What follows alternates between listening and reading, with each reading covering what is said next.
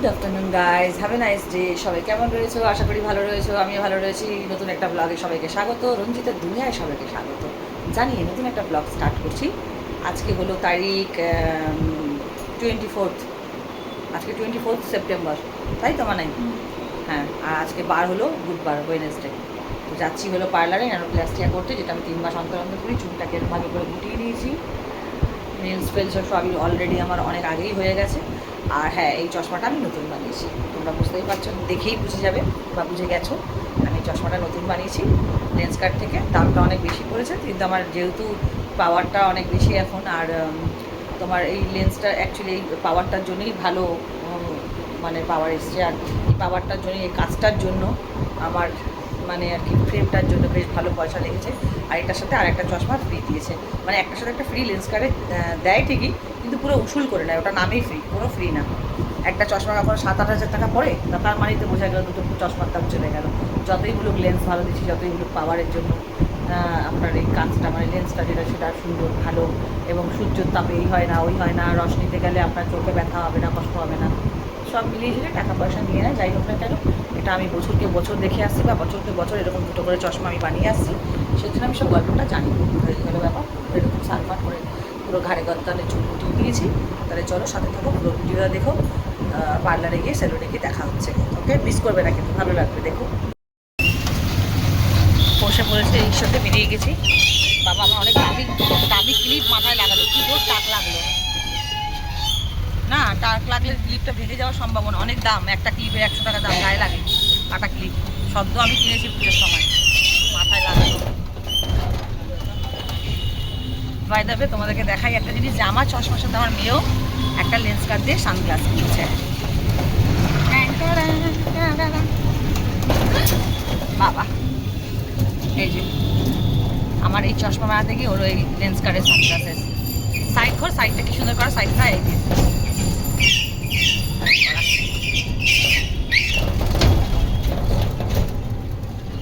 মানাই আমাকে বলছিল, মা তোমার ঠান্ডা লেগেছে, চোখ মুখগুলো কেন বসে বসে গেছে, মানে ফুলে ফুলে গেছে, কাজল টাজল পড়বে না। না রে বাবা, মানে স্কিন পরিষ্কার থাকবে, চুল পরিষ্কার, স্কিন পরিষ্কার, স্কিনটা চকচক করবে, চুলটা একদম সুন্দর পায় পরিষ্কার টিপটপ থাকবে। আর হ্যাঁ, খুব বেশি হলে হ্যাঁ আমার একটু লিপস্টিক ভালো লাগে। কাজল পছন্দ করি, অবশ্যই কাজল পছন্দ করি, কিন্তু সব সময় করি না। সেনা বাবুনের করতে লাগে না, বলো? কোথায় হচ্ছে দেখেছিস, সানাই বাজছে। দেখেছি মানে কি, এই যে মধুবন হলের সামনে এসেছি মোড়ে। এখন এখান থেকে অটো ধরে যাব আমাদের ওদিকে অশোকনগরে।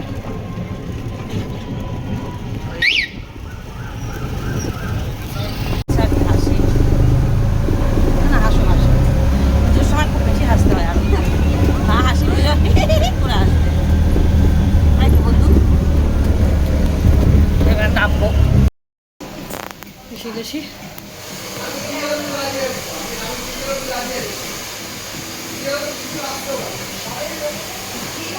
ওই দিকটায় কাজ হচ্ছে, যাচ্ছে ওই দিকটাতে। এই সবে ঢুকলাম।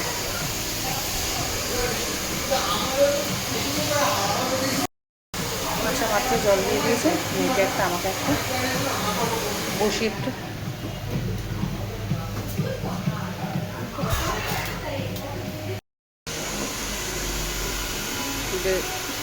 হাইলাইটস হচ্ছে,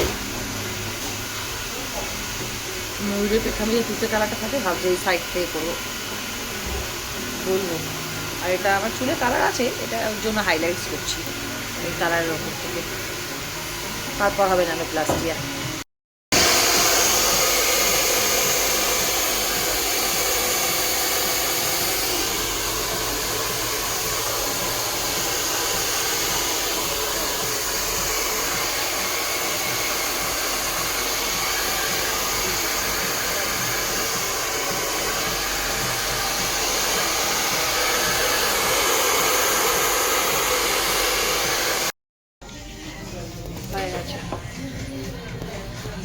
অ্যাপ্লাই করা ক্রিম, থ্যাংক ইউ। কফি খাবো। ক্রিম অ্যাপ্লাই করা হয়ে গেছে। ফাইনাল টাচ আপ কালকে হবে, ফাইনাল টাচ আপ কালকে আবার আসতে হবে। তুতে কালারটা কালকে হবে।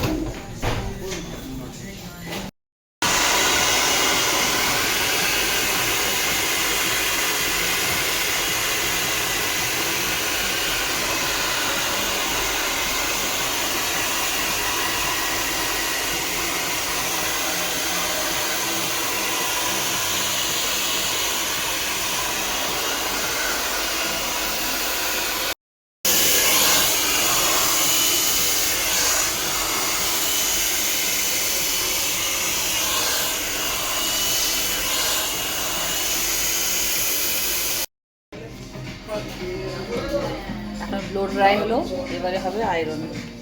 এই হাইলাইটসগুলো আমি করেছি এখন নতুন।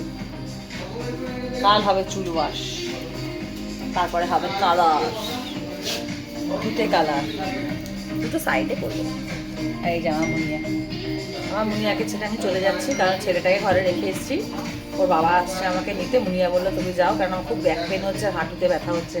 একভাবে এত ঘন্টা, প্রায় 5 ঘন্টা বসে আছি। দুটোই ঢুকেছি, এখন 6:30 বাজে গেছে।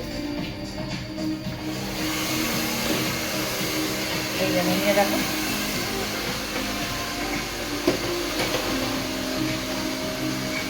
মুনিয়া যেতে দেরি হবে আমার। ছোটো মুনিয়া নামই বড় হয়েছে, ছোটো মুনিয়া ওর নাম। তো মুনিয়া যেতে দেরি হবে, সেজন্য আমি বেরিয়ে যাচ্ছি, কারণ আমার মাছ অর্ডার করা আছে, মাছটা নিতে হবে। বেরিয়ে যাচ্ছি, এখন হয়নি, ব্লু ফ্রাই হয়েছে, এবার আয়রন হবে, তারপরে বেরোবো। আবার কালকে আসতে হবে। বসে গেছি, আবার চুল আয়রন হবে। হেয়ারটা ভাগ করছে, সেকশন ভাগ করে দিচ্ছে, আয়রন করলে শেষ। তারপর টাটা বাই বাই বাড়ি।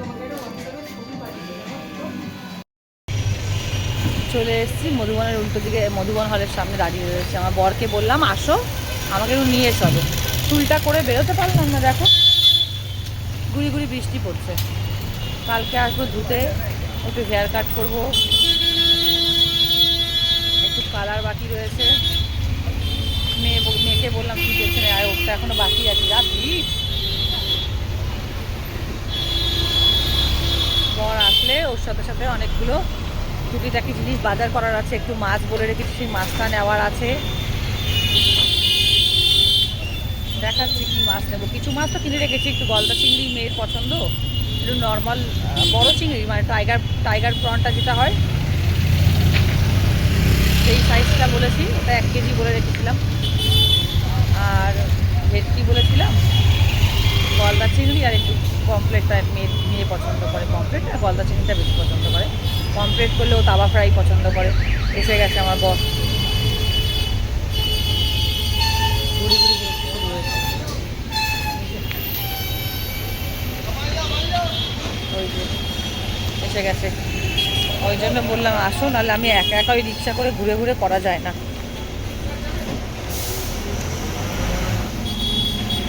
ওটা খোলো পা দিয়ে।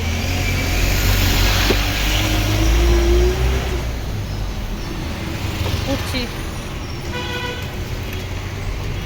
চলো। চিন্তা করে বেরোলে আমার ঘুরি ঘুরি বৃষ্টি শুরু হলো, বলো। আমি ভাবছিলাম বলবো, তারপর বললাম না, তুমি তো ফোন দিয়ে বেরোনি। হ্যাঁ সাইজ ঠিক আছে। ওটা 1 কেজি তো পুরো। একটু গলদা চিংড়ি, অল্প একটু টপ পমফ্লেট।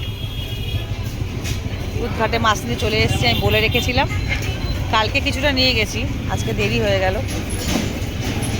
গুড়ডালি মাছটা বেশ বড়, কালকে অনেক টাকার মাছ নিয়ে গেছি। আজকে 1 কেজি চিংড়ি, একটু গলদা চিংড়ি দিচ্ছি। দেখি একটু আগে, আমি সামনে গিয়ে দেখি একটু। এই হলো মাছ। আমি একটু বড় পমফ্লেট নিয়েছি, ছোট না। এই যে গলদা চিংড়ি ছাড়াচ্ছে ওখানে, বাগদা প্রন ছাড়াচ্ছে। সব আমাদেরই মাছ, পমফ্লেটটাও আমার। আর এখানে ভেটকি নিয়েছে, এটা ফিলে বার করছে। ভেটকি মাছের কাটলেট হবে বা ফিঙ্গার করব।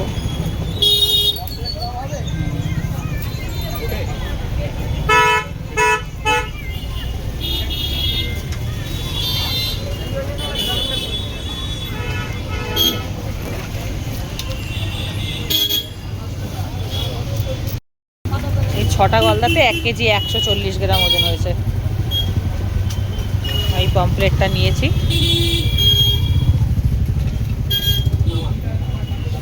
ওখানে 1 কেজি চিংড়ি নিয়েছি, টাইগার প্রনের সাইজে। ওই যে পোলাও করা যাবে। টুম করে বৃষ্টি এসে গেছে বলে মাথা টুপি নিয়ে নিলাম।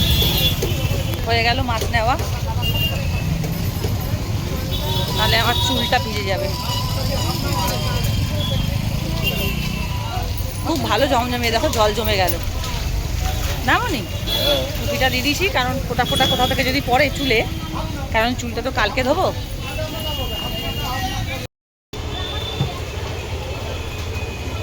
যাচ্ছি একটু চপ কিনতে, ফুটে ফোটা বৃষ্টি পড়ছে। টুপি পরে নিয়ে এসেছি, টুপি ঢিলা হচ্ছে মাথায়, ভোর মাপের তো আমার বরের। চুলটা কালকে ফিনিশিং দেবে, টাচ আপ ফাইনাল দেওয়া হবে কালকে। জ্যাম দেখো, দেখো কি অবস্থা, ব্রিজে কি উঠবো। সেকেন্ড ডে পার্লারে চলে এসেছি, আর এখানে মাম্মা চুল কাটছে আমার সাথে এসে। যে তোমাদেরকে ফাইনাল লুকটা, ফাইনাল টাচ আপটা দেখাচ্ছি পরে। এই পার্লারেই আসি, বহু বছর ধরে এই পার্লারেই আসি, পুরোনো।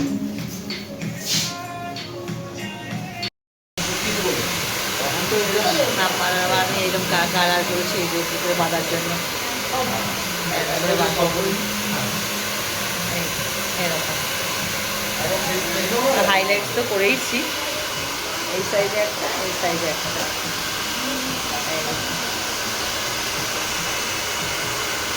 मैं हूँ, ये मेरा पिता है। পেছনে দেখি তো হেয়ার কাটে, সাইডটা দেখো, সাইডটা দেখা যাচ্ছে না, ওই সাইডটা। হ্যাঁ,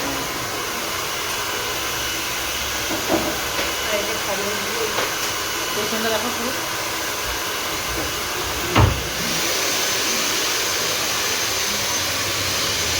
ব্লগিংটা কালকে শুরু করেছিলাম, কাটিং করার পর কাটিংটা দেখি কেমন হয়, তারপরে ব্লগটা আজকে এখানেই শেষ করে দেবো। পরে একটা নতুন ব্লগের সঙ্গে দেখা হবে। এখন ওকে দেখাইনি, ফাইনাল লুকটা দেখাচ্ছি। কাটি বেশি কাটবো না, জাস্ট এইটুকুটুকু, না কাটলে নয়। আমার বর চুল কাটতে বারণ করেছে।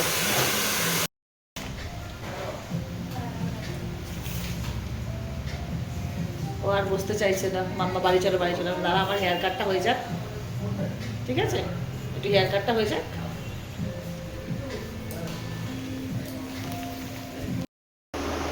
চুল এরকম করে এসেছি, তোমাদের একটু ব্যাক ক্যামেরায় দেখাও ভাবলাম।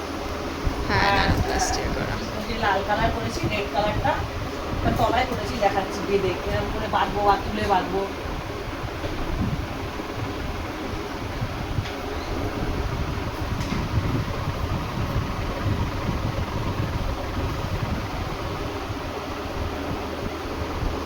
এরকম লাগছে, বা এরকম ভাবেও গুটিয়ে বাঁধা যাবে।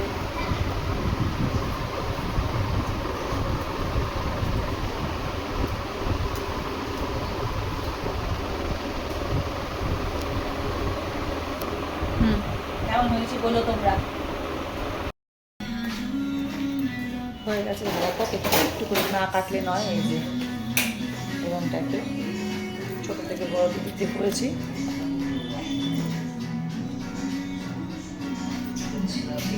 অতি সামান্য একটু চুলটা এবারে বড় করতে বলেছে আমার বড়, ওই জন্য আর বেশি কাটলাম না। গলা বসে আছে না কবে থেকে। আর এই হলো নিচের কালার, এই যে, এই যে।